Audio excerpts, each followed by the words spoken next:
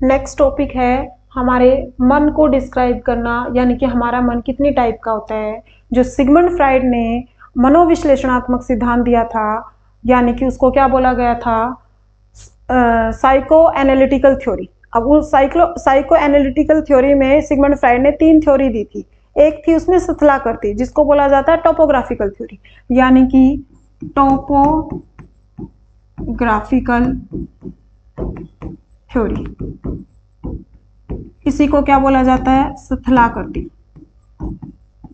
अब उन्होंने अपने मन की कितनी व्यवस्थाएं बताई थी। इस स्थलाकृति में उन्होंने किसकी बात की थी, मन की बात की थी। और मन के कितने पार्ट बताए थे उन्होंने, चेतन मन, अर्धचेतन मन, अर्धचेतन मन और अचेतन मन। अब ये किसने बताए थे, टोपोग्राफिकल थ्योरी किसने दी थी, सिगमंड फ्राइड ने। ठीक है। और इन्होंने क्या कहा था, जो मानव मस्तिष्क है, यानी कि मस्तिष्क है, इसकी तुलना किसके साथ की थी, मस्तिष्क की तुलना किसके साथ की थी, हिमखंड के बराबर, हिमखंड से की थी।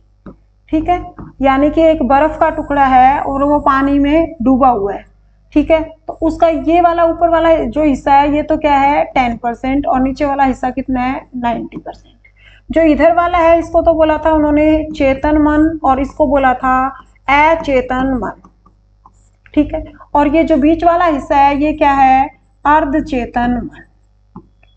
दूसरी लैंग्वेज में पूछा जाता है कि चेतन मन, या इसी को चेतन को बोला जाता है कॉन्शियसनेस, और इसको बोला जाता है सब कॉन्शियसनेस, और इसको बोला जाता है अनकॉन्शियसनेस। जो कॉन्शियसनेस चेतन वाला पार्ट था, वो पार्ट कितना है, 1/10। कैसे निकला, 10% बताया। अब परसेंटेज को हटाएंगे तो 10/100, और इसको काट देंगे तो कितना बन गया, 1/10।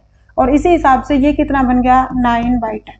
यानी कि जो मानव मस्तिष्क है, उसका 1/10 हिस्सा तो चेतन मन होता है, और मैक्सिमम हिस्सा क्या रहता है, 9/10 या 90%। अब मैं तुम्हें पढ़ा रही हूँ, डायरेक्टली तुम्हारे माइंड के अंदर ये चीजें छप रही हैं, तुम सुन रहे हो, समझ रहे हो, तो अभी कौन सा मन काम कर रहा है, तुम्हारा चेतन मन। ठीक है। अब मैंने पढ़ाना बंद किया और 5-10 मिनट तक तुम्हारे दिमाग में यही बातें चलती रहती हैं, तो वो बातें कहाँ आ जाती हैं, और चेतन मन। और फिर दूसरा लेक्चर आया, दूसरे टीचर ने पढ़ाना शुरू किया, और ये मेरे वाली जो बातें थी, वो जो चेतन मन था वो खाली हो गया, और वो सब बातें जो मैंने सिखाई थी वो कहाँ चली गई, अचेतन मन में चली गई। यानी कि ये क्या होता है, हमारा सारी चीजों का स्टोर हाउस होता है। अब हम थोड़ा सा याद करेंगे, थोड़ा सा हमने रिवाइज किया घर जाकर, तो वो वापस बातें हमारे यहाँ आ गई, यानी कि यहाँ अचेतन से यहाँ पर आई। ठीक है। बहुत टाइम तक हम याद नहीं करेंगे तो वो कहाँ चली जाएंगी, अचेतन में चली जाएंगी। याद करने पर वापस आ गई तो वो चेतन मन में आ गई। यानी कि जो आदमी का जो मानव मस्तिष्क होता है, वो एक हिमखंड के बराबर होता है, और उसके अंदर अचेतन मन कितना होता है, 9/10 हिस्सा। किसके हिसाब से, ये सिगमंड फ्राइड के हिसाब से। यानी कि चेतन मन क्या है, किसी भी आदमी की जागृत इच्छा, यानी कि प्रेजेंट में जो चल रहा है वो कहाँ होगा, चेतन मन में होगा। ठीक है। और अर्धचेतन मन में क्या होगा, अचेतन मन में क्या होगा, दमित इच्छाओं का भंडार, दमित इच्छाओं का भंडार। अब दमित इच्छा, आदमी की कोई इच्छाएं रही है, ठीक है, आदमी की पहले पुराने टाइम में कोई इच्छाएं रही है, लेकिन वो समाज के डर से, वो नैतिकता के डर से, वो कहीं ना कहीं आदमी ने अपने मन के अंदर दबा लिया, यानी कि उन चीजों को अपने स्टोर हाउस में भर लिया, उनको बाहर आने नहीं दे रहा।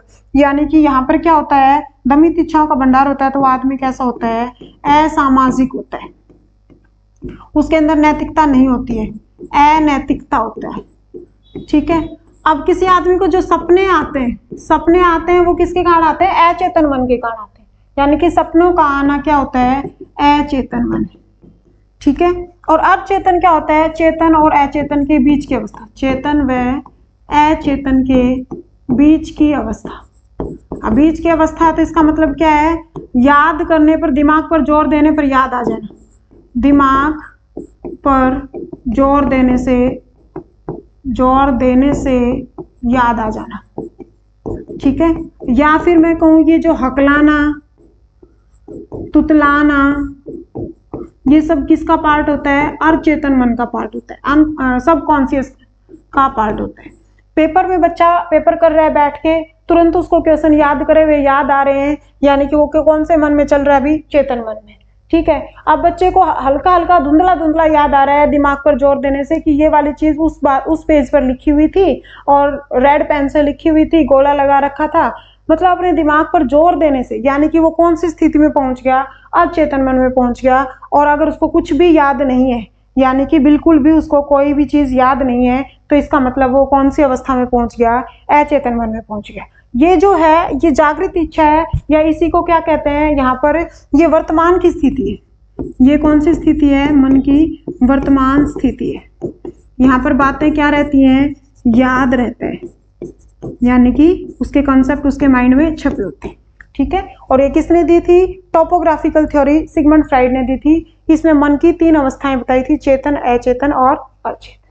ठीक है, थैंक यू।